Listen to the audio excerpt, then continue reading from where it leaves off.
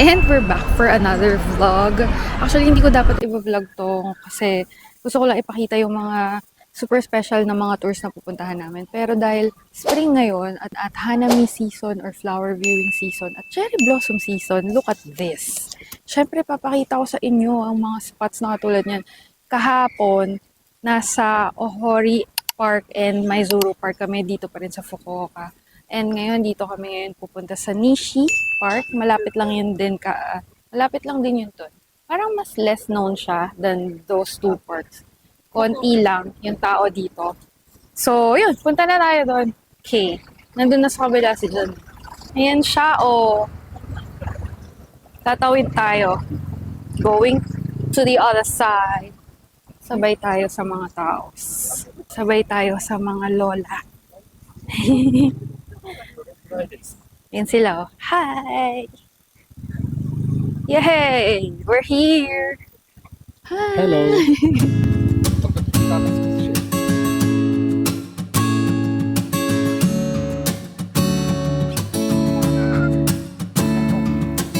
Look at that! Nasa entrance pa lang tayo, guys. Wala pa tayo sa totoong doon sa park doon. At doon sa medyo marami ng tao, pauwi na sila. Parang tayo papunta pa lang.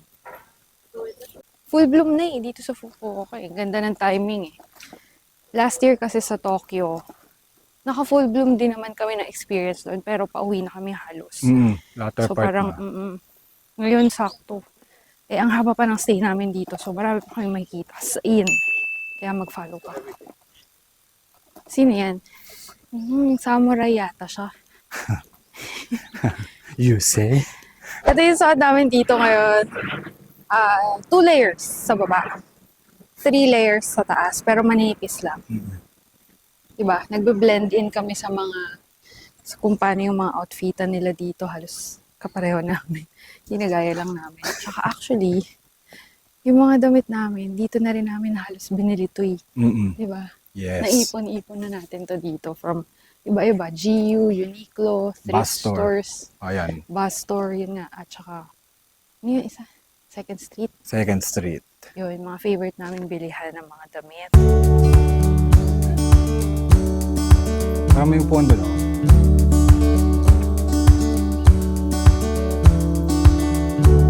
So, right now, nasa ilalim tayo ng cherry blossom.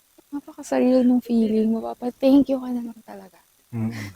Ikalakad pa tayo doon. Alam niyo ba, pwede maglatag ng mat sa ilalim ng mga puno dito at mag-picnic. Yun talaga yung Hanami. Flower viewing, tapos tradition talaga sa kanila yun.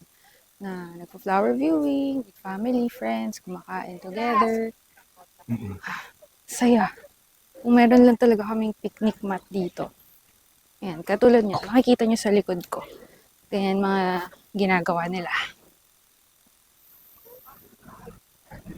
Diba? Mas mayroong mga upuan dito kasi taken na So, lakad-lakad na lang muna tayo. Yay! May nahanap na upuan. At exercisean to. Ay, hindi pala. Exercise. Pwedeng exercise yata, pwede rin upuan. Under the cherry blossom tree. Tada! Oh. Wow! Hi! Ang saya kaya, nakikihanami tayo for today. Last year, ginawa rin namin itong hanami. Sa Tokyo naman. So, ayun, if you have the chance, sana lahat tayo magka-chance kasi ang sarap ng pakiramdam talaga. So, ayun, bumili lang kami ng coffee sa kombini kanina. Ito, coffee. Tapos, alam nyo ba, nakabili ako ng worth 322 yen. Na strawberry. Ito na naman po tayo. Mag-a-addict na naman po tayo sa strawberry. Last na siya kanina dun sa Kombi. Lawson's ba yun? Family Mart yata. Family Mart yung kape. Oo. Last na siya. So, kinuha ko na. Pag nandito kami, sobrang sinusulit kong kumain ng maraming strawberries. Anong tawag dyan sa Japanese? Ichigo. Ichigo. Itadakimasu. Tamis. Tamis? Konting asim pero hindi mas marami yung lasang tamis. Wow.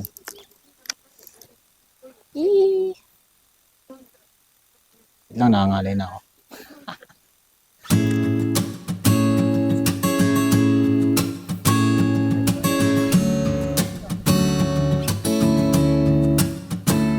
Isa to sa mga favorite kong chocolate eh. Tapos meron siyang parang collab yata ng isang bakery. Ang sarap. Chocolate sandwich. Ang gulo nga eh. So hindi siya galing sa freezer or sa ref. Oo, pero siguro pangit lang pag hindi siya Pag natunaw. pag natunaw, yeah. Sarap siya. Matigas pala. Yeah, matigas nga. Mas gusto ko yung malalambot na tinapay. Eh, ako mas gusto ko yung mga chocolatey. Pero masarap yung pagka-chocolate niya. Ay! Tumok mo kalat. Oo nga, kaya nga nagano'n ako kumain eh. Sa'yo na to ulit. Yay.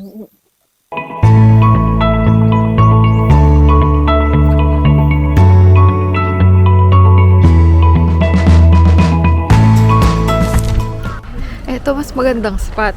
Kanina nandun lang kami sa bench somewhere there. Ito, tingnan nyo tong spot na to.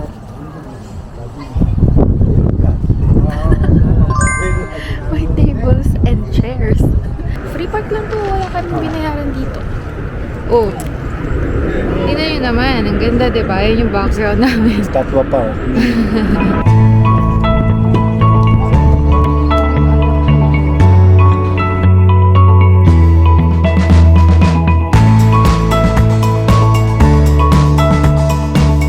Ngayon pa lang tayo pupunta dun sa totoong gitnang park. Gitna ng park. Napatambay kami dun sa may kanina, yung may statue kasi may upuan dun. So, ang ganda ng pictorial. Dito sa kaliwa, ang daming kainan. Pwede kayong bumili dyan ng food kung wala kayong baon for your picnic. Or magdala na lang kayo katulad na. Daming bench na bakante. Oo nga.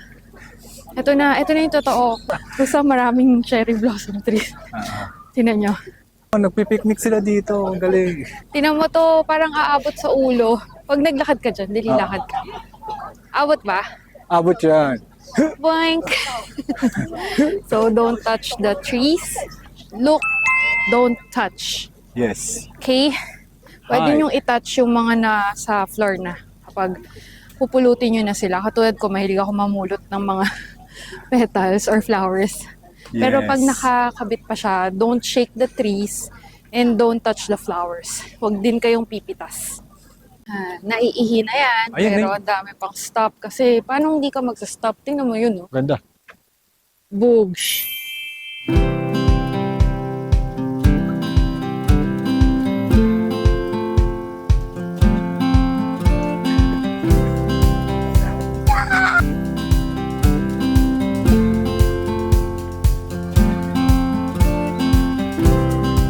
Okay, invade muna natin ang vlog ni Jamie Moy.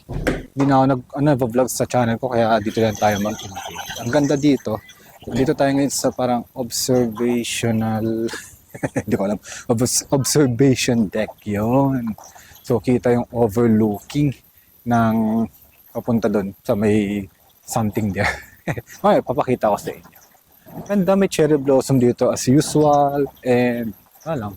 Sarap lang maglakad-lakad dito. Mukha siyang malayo sa mapa pero hindi eh. Hindi ko alam kung nag-e-enjoy lang ako sa mga view kami.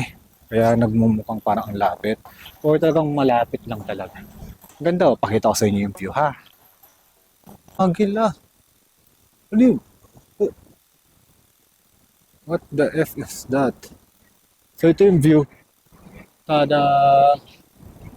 Ha? Ayan. Diba? Nandito na ang star of the night. Presenting Jamie Moy Vlog!